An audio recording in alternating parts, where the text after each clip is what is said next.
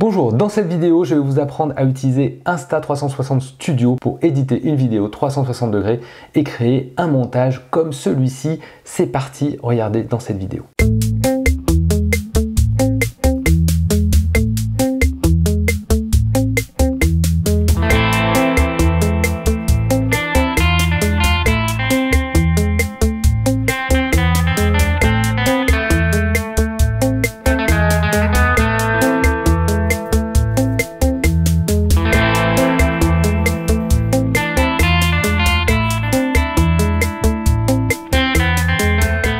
Je suis Fabien ou le Captain Virtuality et je vous aide à utiliser les caméras 360 degrés.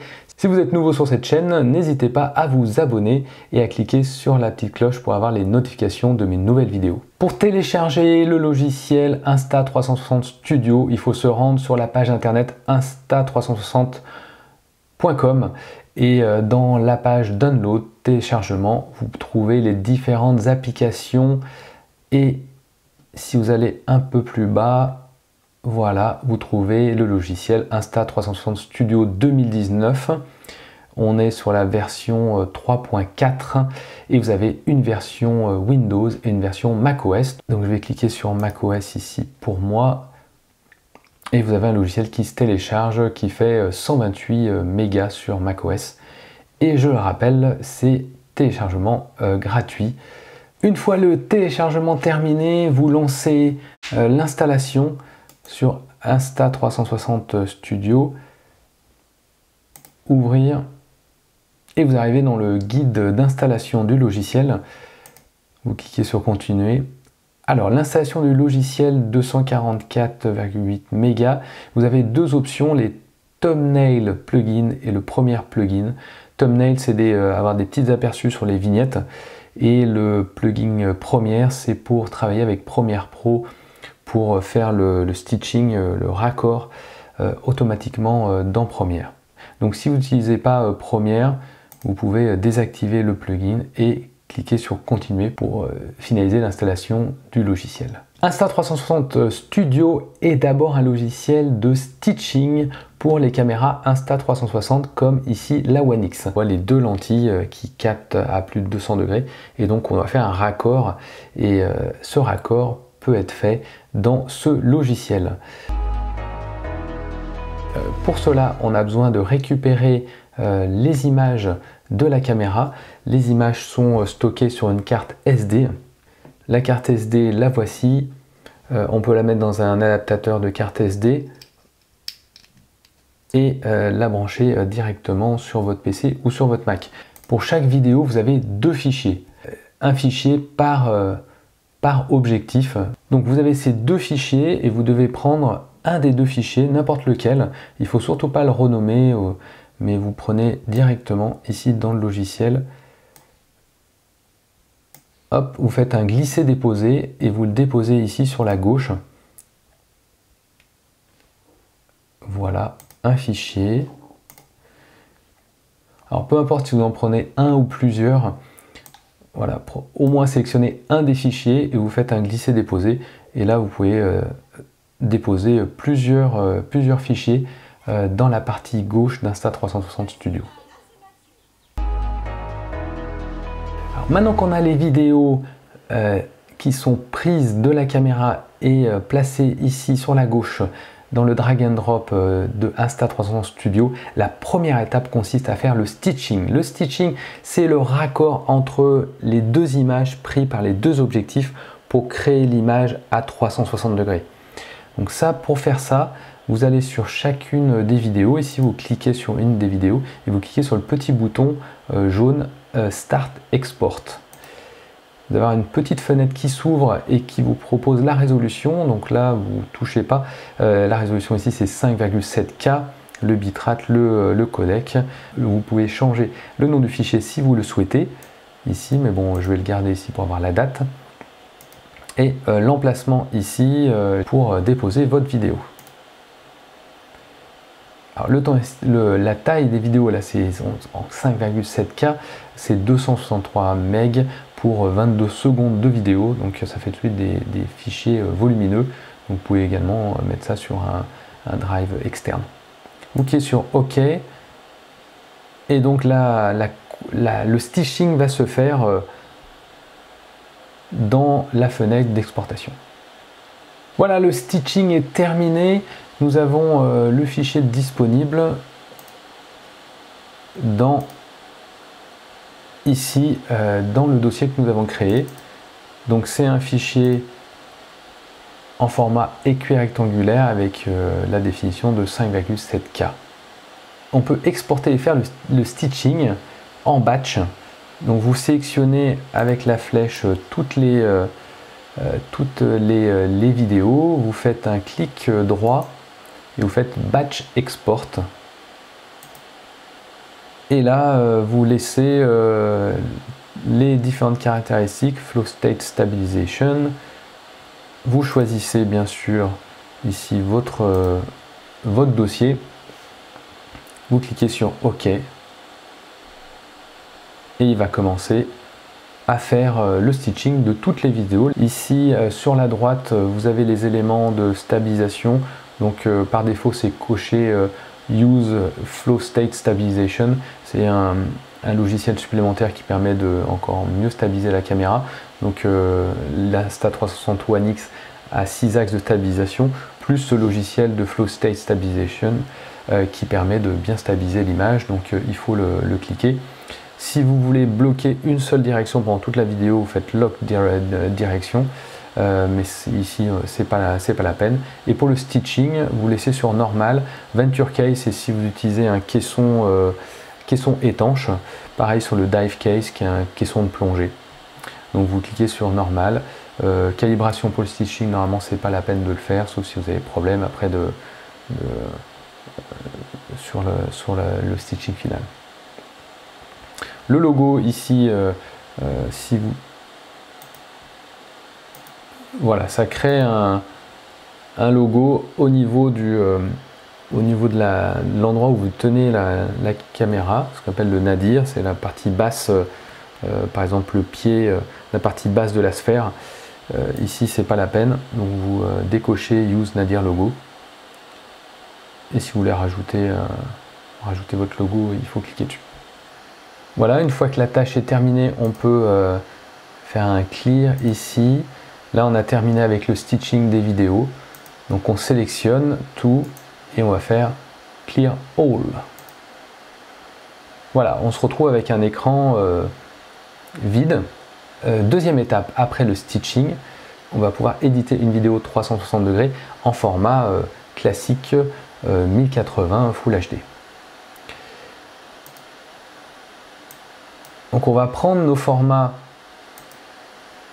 360 degrés qui viennent d'être processés et on va faire un drag and drop.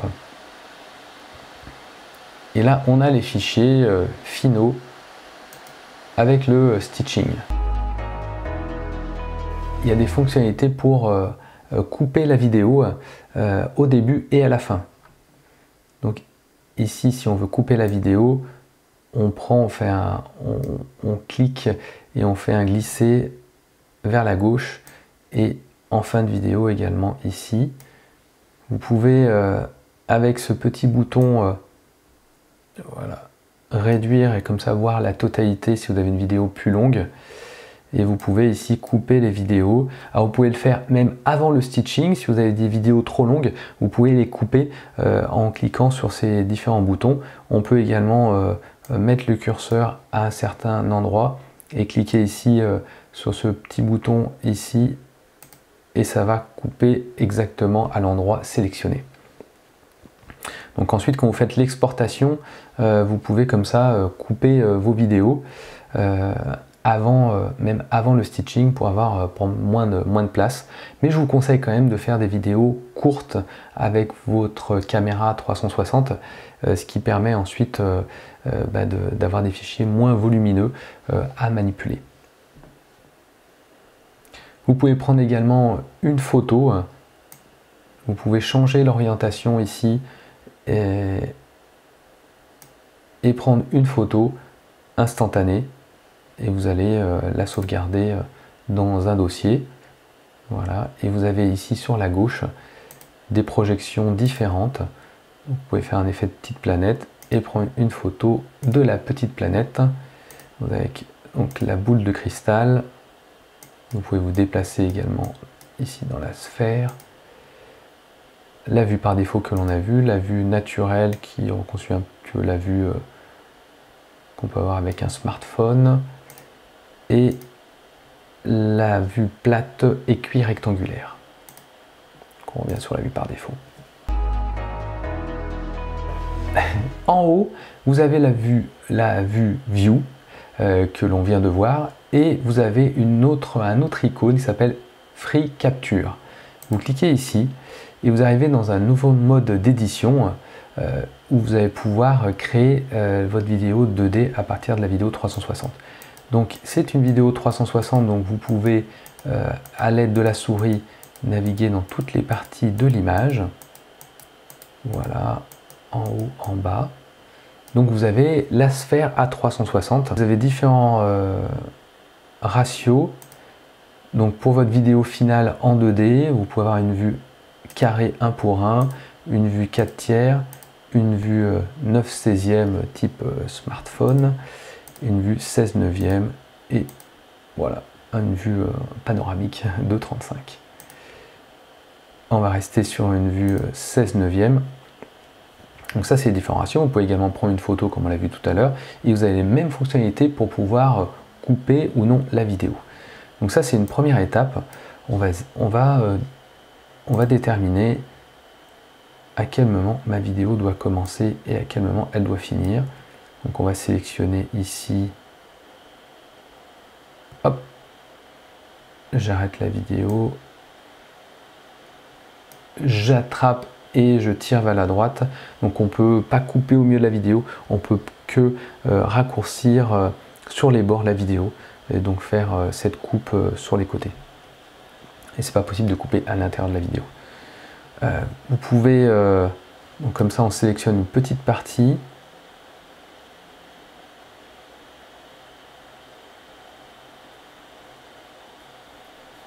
Voilà, juste avant que les gens arrivent. Et je peux cliquer aussi sur ce petit bouton qui va me faire le raccord de manière automatique à l'endroit où j'ai arrêté ma vidéo. Ensuite, pour pouvoir choisir l'angle de vue, donc on va se remettre. Voilà. On se remet au début de la vidéo. Et là, on va ajouter ce qu'on appelle un point de pivot, ou ce qu'on appelle une keyframe. On va rajouter une keyframe. Hop, on clique ici sur ce petit viseur jaune, et donc là on voit que ce point a été rajouté. Sur ce point, on peut sélectionner différentes vues. On a la vue classique, la vue petite planète, la vue boule de cristal, et ensuite une vue type smartphone. On va rester sur la vue par défaut, et là on va pouvoir sélectionner à l'aide de la souris l'angle de vue de la vidéo. Donc on peut bien sûr regarder de tous les côtés. Hop. Et donc je vais essayer de prendre une partie du mur. Voilà. Hop. Là, on peut rajouter ensuite un autre point, une autre keyframe et réajuster la vue ici. Voilà.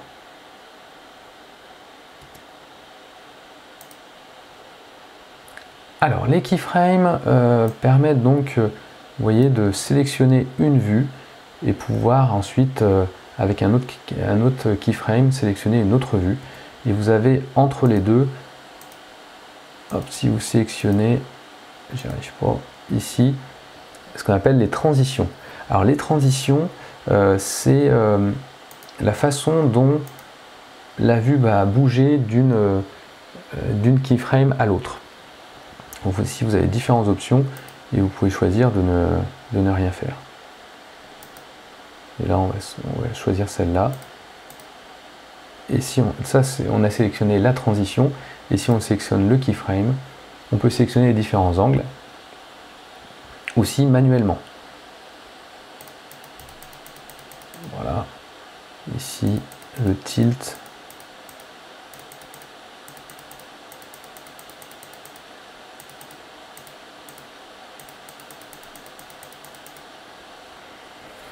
Voilà, une fois que vous êtes content du résultat, vous pouvez cliquer sur le bouton exporter. Vous cliquez sur OK et là vous avez une proposition d'exportation en format 1080 avec le codec vidéo. Vous pouvez donner un nom pareil à la vidéo, petit 2, et aller chercher pareil le dossier où vous souhaitez que cette vidéo soit déposée.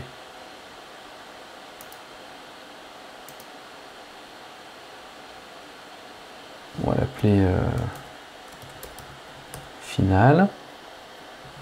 Voilà, on clique sur OK et elle va s'exporter en format 2D 1080.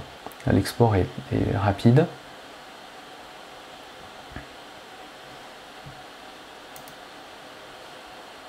Et donc si on va là,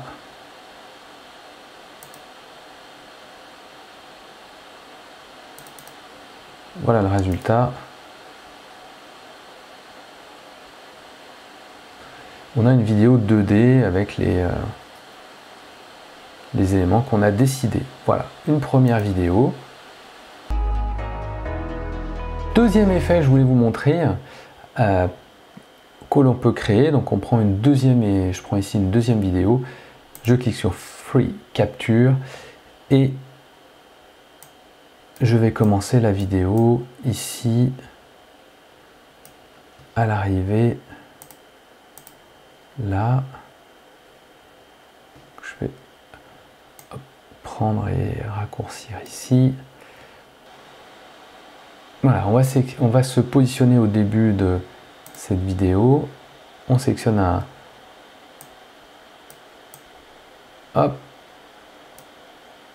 un premier et j'oriente bien face ici.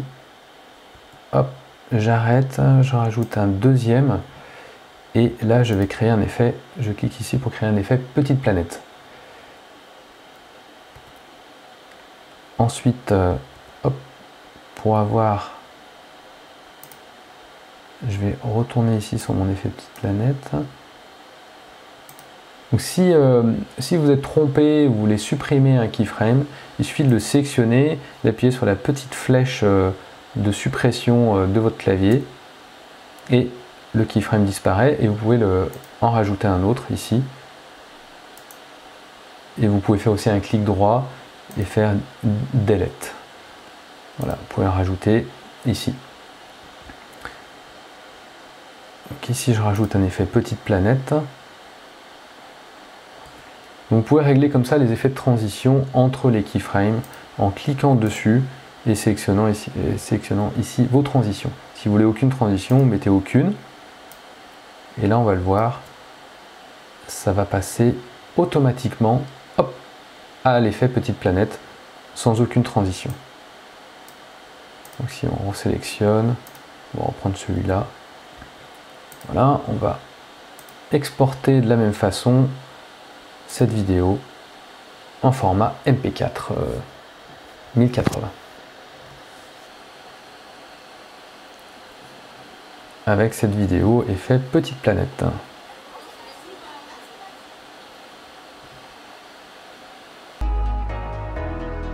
On va terminer avec les deux dernières vidéos pour avoir une vue sur les peintures murales plus précise. Et donc on commence avec celle-ci. Donc je clique sur Free Capture. Hop, je commence ici la vidéo. Je suis en format 16/9. Donc là, ce que je veux, c'est voir les peintures murales et le mur. Donc ici, je vais couper ma vidéo ici avec le petit bouton. Je vais rajouter un keyframe. Et là, avec la souris,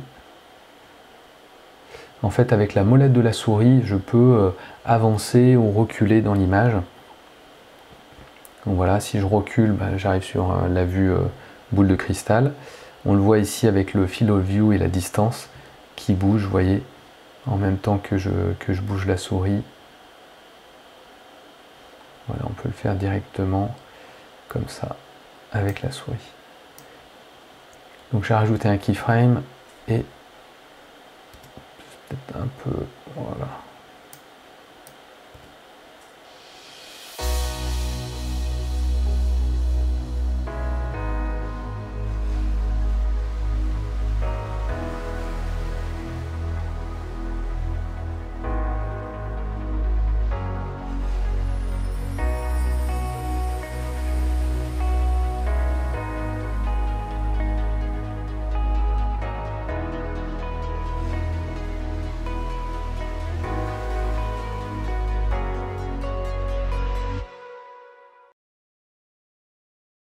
Voilà, donc en jouant avec les keyframes, vous pouvez comme ça suivre un personnage ou faire ou zoomer ou changer de direction comme vous le souhaitez. On est content de la vidéo, on la sauvegarde, c'est parti. Et on va faire une dernière vidéo ici sur cette partie là. Hop, je coupe, ah non, je sélectionne Free Capture. Je sélectionne ma vue. Ici, je vais rajouter un keyframe en zoomant un peu plus. Voilà, ici, en fait, je vais... Voilà, donc on peut pas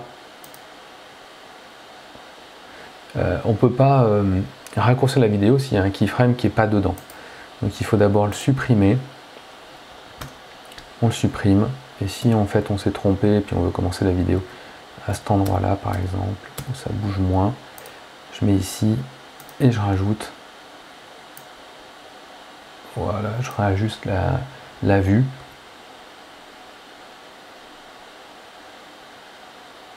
Et là on commence.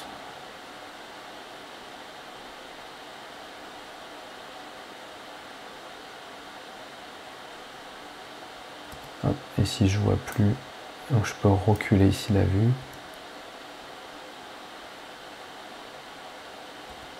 Voilà, on va s'arrêter là. Je clique ici. Et on a une petite vue comme ça sur la totalité. J'exporte également. Alors aussi, ce qui est très bien, c'est que vous pouvez revenir sur les vidéos que vous avez déjà préparées et hop, vous retournez sur Free Capture et vous avez tous les keyframes et les effets que vous avez déjà créés, donc vous pouvez remodifier et ensuite réexporter si vous souhaitez un autre résultat. Ce logiciel permet d'éditer, donc de couper les vidéos, mais pas de faire des montages vidéo avec plusieurs morceaux. Pour ça, vous devez utiliser un logiciel de montage classique type iMovie, Premiere Pro, etc. Je vous montre un montage rapide des vidéos dans iMovie. Je ne sais pas si vous connaissez iMovie, vous pouvez voir des tutos sur d'autres chaînes YouTube. Ici, je vais créer un projet.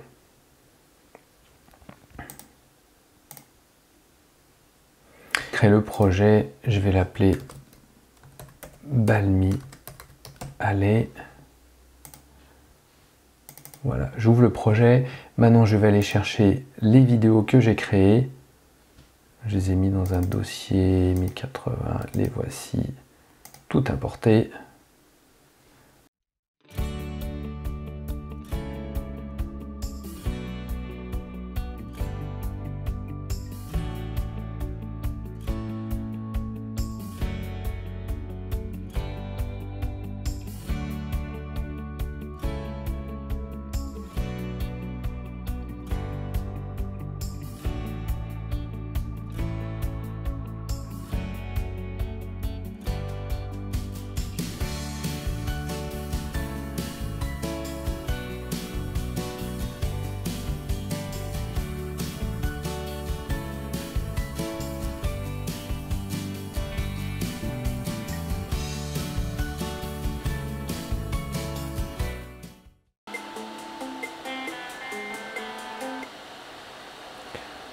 Quand on est prêt, on exporte en format 1080.